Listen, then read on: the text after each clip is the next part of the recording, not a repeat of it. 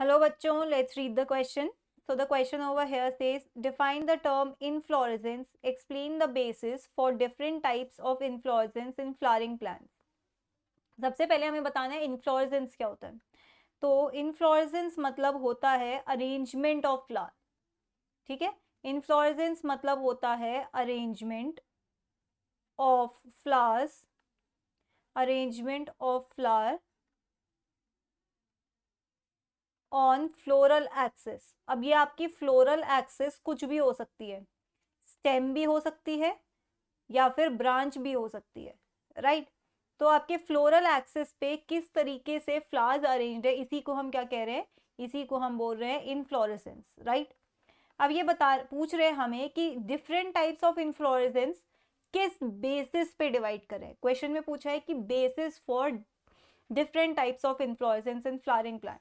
तो बेसिस क्या होता है, बेसिस ये होता है वेदर, बेसिस है आपका, बेसिस है whether floral axis continues to grow, continues to grow और terminates into a flower.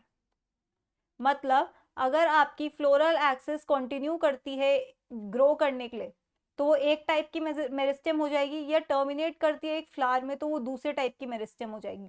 तो ये है आपका basis for difference between two types of meristem, two broad types of meristem. और दो ब्रॉड टाइप की मेरिस्टेम्स कौन कौन सी है.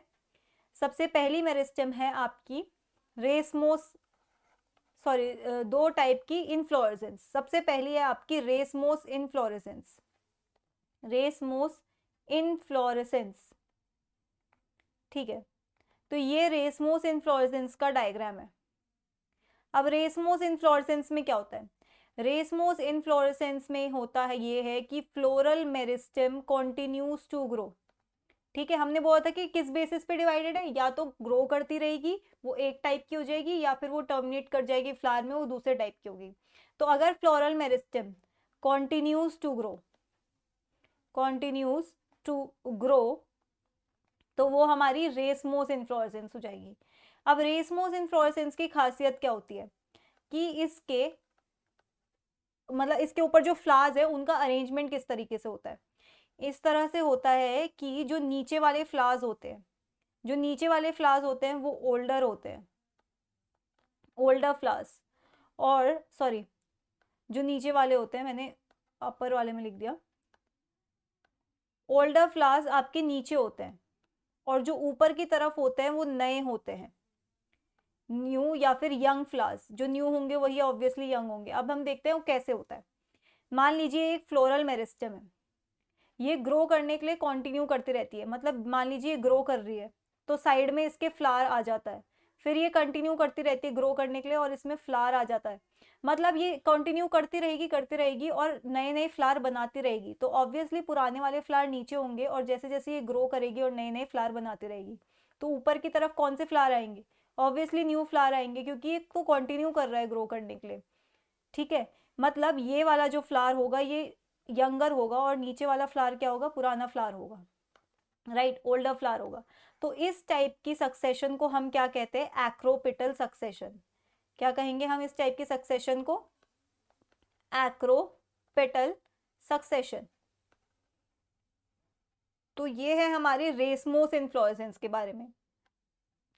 अब हम देखते हैं साइमोस इन्फ्लोरेसेंस को. ये है हमारी साइमोस इन्फ्लोरेसेंस. सेकेंड टाइप क्या है, साइमोस. अब साइमोस इन्फ्लोरेसेंस में क्या होता है कि floral axis terminates into, साइमोस inflorescence में होता ये है कि आपकी जो फ्लोरल एक्सिस है वो टर्मिनेट कर जाती है किसमें, इट टर्मिनेट्स इनटू फ्लावर. अब देखिए कैसे, ये मेरिस्टेम, ये आपकी फ्लोरल एक्सिस है, ये ग्रो करती जा रही है, ग्रो करती जा रही है, अब ये फ्लावर में टर्मिनेट हो गई. अब ये ऊपर और ग्रो नहीं कर सकती. ठीक है, ये ऊपर और ग्रो नहीं करेगी आपके रेसमोस की तरह. अब क्योंकि ये ऊपर ग्रो नहीं कर सकती, ये साइड से ब्रांचेस निकाल देती है. अब इसके ब्रांचेस साइड में निकले तो इस ये वाली जो ब्रांच है ये भी तो फ्लोरल एक्सिस ही है, ये भी टर्मिनेट कर गई फ्लावर में. फिर ये एक और ब्रांच निकालेगी, ये भी फ्लावर में टर्मिनेट कर जाएगी. इस तरीके से क्या होता है, आपकी जितनी भी फ्लोरल एक्सिस निकलेगी वो किस में टर्मिनेट कर जाएगी, एक फ्लावर में। अब अगर ये फ्लावर में टर्मिनेट कर जाएगी तो हम देखते हैं अपर और बॉटम में क्या होगा फ्लावर का अरेंजमेंट।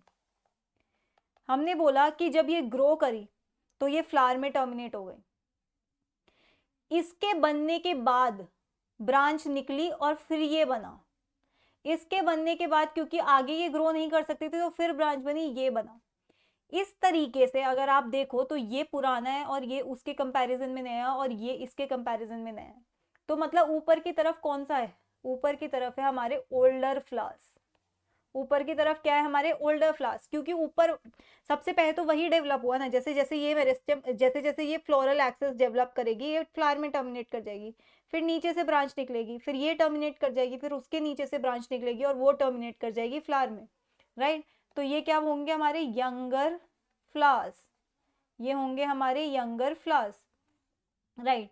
अब अगर आप यहाँ पे सक्सेशन देखो, फ्लावर्स का सक्सेशन देखो, तो आप देखोगे यंगर नीचे है और ओल्डर ऊपर है। तो कैसा सक्सेशन है ये, नीचे की तरफ, मतलब नीचे की तरफ जा रहा है, राइट। यंगर बाद में आ रहे हैं नीचे की तरफ, तो ये वाले सक्सेशन को हम कहते हैं बेसिपेटल सक्सेशन। सक्सेशन मतलब होता है एक के बाद दूसरे का आना या एक का दूसरे को रिप्लेस करना, ठीक है। तो यंगर ओल्डर को कैसे रिप्लेस कर रहे हैं, नीचे की तरफ, ऊपर की तरफ नहीं। तो इसी को हम क्या कहते हैं, बेसिपेटल सक्सेशन। और वहीं हमने रेसमोस में देखा था तो क्या था, एक्रोपेटल सक्सेशन, ऑपोजिट है, ठीक है। तो हमने देखा वहां पे क्या था, मेरे फ्लोरल एक्सिस कंटिन्यू करता है ग्रो करने के लिए और यहाँ पे टर्मिनेट कर जाता है। तो यहाँ पे ग्रोथ कैसी होती है, फ्लोरल एक्सिस की ग्रोथ बहुत कम होती है, limited growth, limited growth of floral axis. और वहां पे फ्लोरल एक्सिस क्या है, उसकी लिमिटेड ग्रोथ नहीं है, वो कंटिन्यू करता रहेगा, जो ब्रांच निकलेगी वो कंटिन्यू करती रहेगी हमारे फ्लावर्स ग्रो करने में ऊपर की तरफ। यहाँ पे कैसे है यंगर फ्लावर्स, नीचे की तरफ, right. So that's it for the question, I hope you understood it well, best of luck.